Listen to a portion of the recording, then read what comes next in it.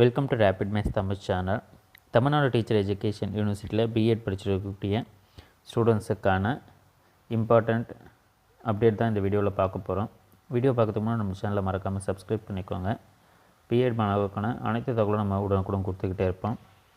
B.Ed second இயரை பொறுத்தவரை இப்போ நீங்கள் தேர்டு செமஸ்டர் டீச்சிங் ப்ராக்டிஸில் இருக்கீங்க. உங்களுக்கான செகண்ட் செமஸ்டர் எக்ஸாமினேஷன்ன்றது அதற்கான ரிசல்ட்ஸுமே வெளியாகிருக்கு. ஸோ இதில் நிறைய பேர் ஒரு சிலர் கேட்கக்கூடியது, ஒரு சிலருக்கு அரியர்ன்றதுமே வந்திருக்கு.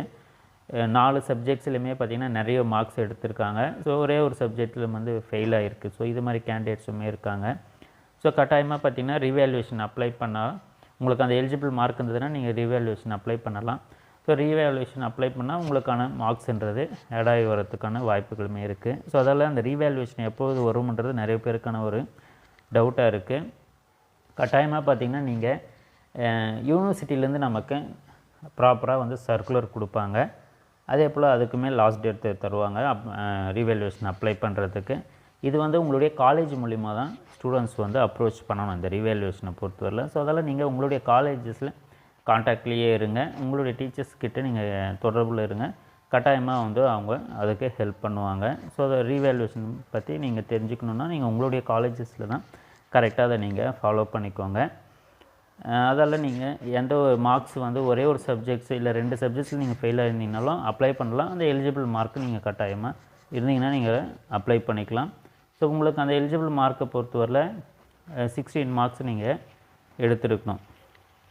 எடுத்திருந்தால் நம்ம அதற்கு அப்ளை பண்ணலாம்.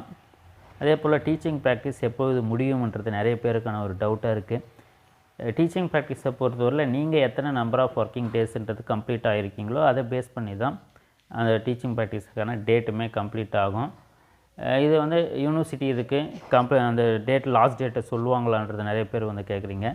யூனிவர்சிட்டியில் அந்த டீச்சிங் ப்ராக்டிஸ் சம்மந்தமாக லாஸ்ட் டேட் சம்மந்தமாகலாம் எந்த ஒரு டீட்டெயிலும் தர மாட்டாங்க.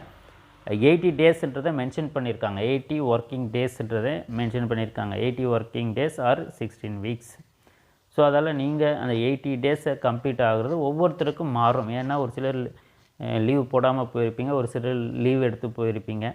இப்போயுமே ரெயின் ஹாலிடேஸ்லாம் வந்திருக்கு. ஸோ அதால் 1 or 2 டேஸ் எல்லாருக்குமே எக்ஸ்டெண்ட் ஆகிறதுக்கு வாய்ப்பு இருக்குது.